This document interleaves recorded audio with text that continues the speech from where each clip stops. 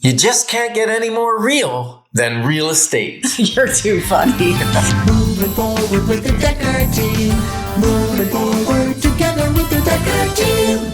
We've created for you free access to over 587 Life's Inside Track episodes where we share insider tips, making house home, how to grow and build wealth. And the great news is you can get access to them from home, from the office, or on the go. And our YouTube channel, if you haven't subscribed yet, you just might want to do that.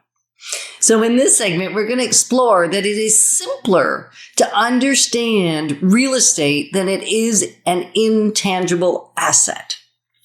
And what does that mean, Ken Dekker? Well, what is an intangible asset? It's something that you can't hold. Like maybe you have stock certificates.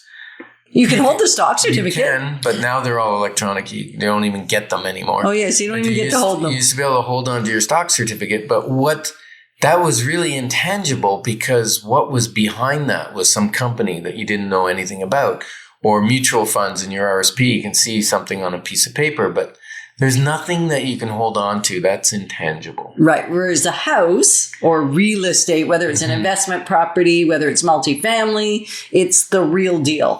Right. And many people have come to me and said, oh, well, why don't I sell my house, or why do I not buy it at all? I'll just rent and I'll take all my extra money, like what I would have used for down payment and whatever, and I'm going to put that in the stock market or the mutual funds and build wealth that way. So fortunately we have Roz and Sean, and I think Roz has this beautiful story about a $30,000 dress. Now she's not wearing that particular dress, but you do look like $30,000, at least, like I should say $1 million in that dress. Oh, thank you very much. Yes, it's such a great segue. At the time, I was working in a stockbroker's firm. I just started, and Nortel, if anyone remembers that, the Nortel stock was starting to go down, and everybody said, now's the time to buy, now's the time to buy, now's the time to buy. I was like, okay, I had no idea. So we took a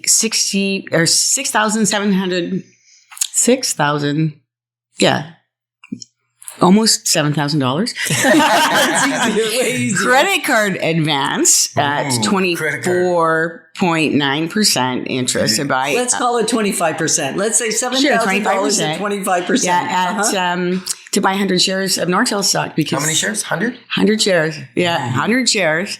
And then for anybody who knows anything about the stock market back in the day, it just continued to depreciate to nothing. And a couple of years later, I was given a check for $67.50 to close out my stock account. They didn't even want me as a client anymore because that was the only trade that I'd ever made. Though in the meantime, that money stayed on our credit card for 2 years because we never had it to begin with. And then we consolidated it into a mortgage. So then we paid more interest on it.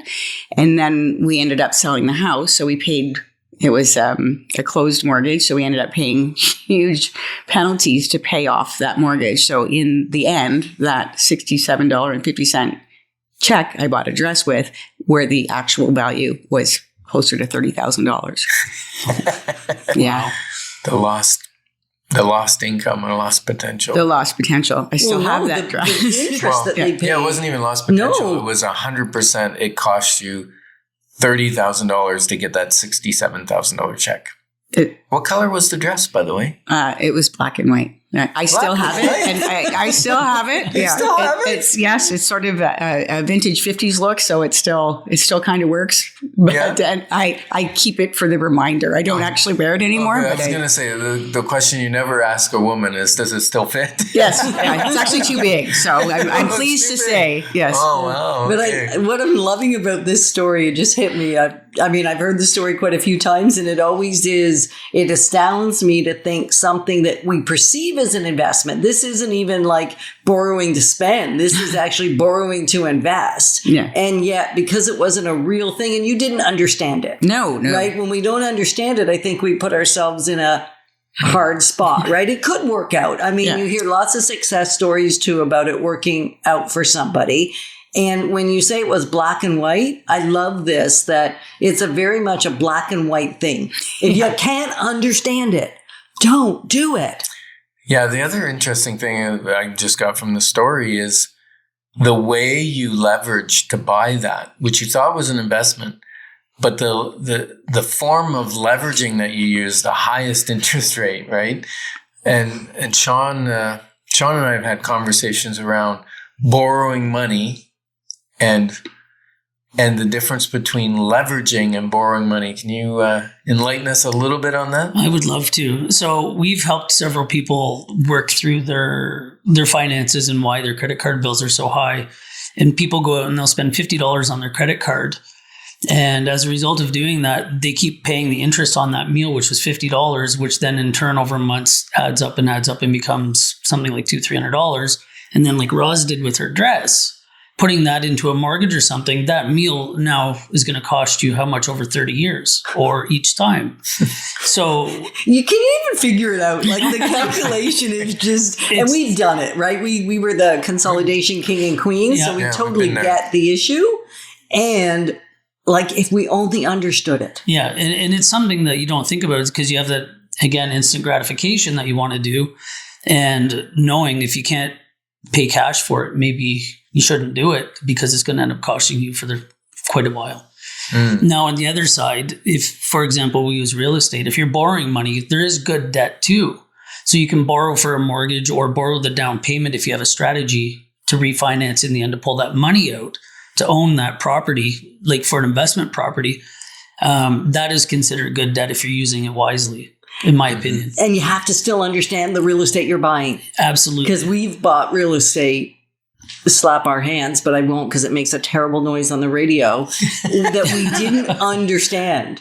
Yeah. Like in a foreign country or even in Canada, but it was complicated and we couldn't wrap our brains around it. And we thought, well, we'll take somebody else's word on it. So I think this whole thing, real estate is simple to understand, but if you're not finding it simple to understand, make sure you understand it before you even borrow for good debt. Yeah. Speak with experts like yourselves, of course. Or yourselves. Thank you. Yeah. And to get the wise counsel. Right. Cool. And so if you want to stay connected with us, we'd love to be having you, in our community. And you can do that by sending us a brief email to together@dekkerteam.com. Okay. So the bottom line here is you want to think about where are you putting your money? Because, and if you don't understand it, don't do it. Right? Mm-hmm.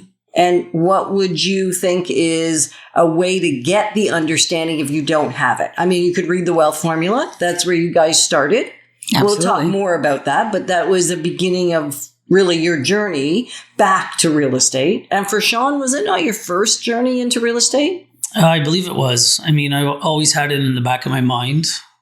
But in terms of actually owning any? To owning any, it got us there, yes. Yeah. Yes. That was the caveat in what we were doing to get there. Wow. Cool. Well, we've journeyed together for probably 6-7 years. 9. Oh, 9. Okay. December 2014. All right. 9 years.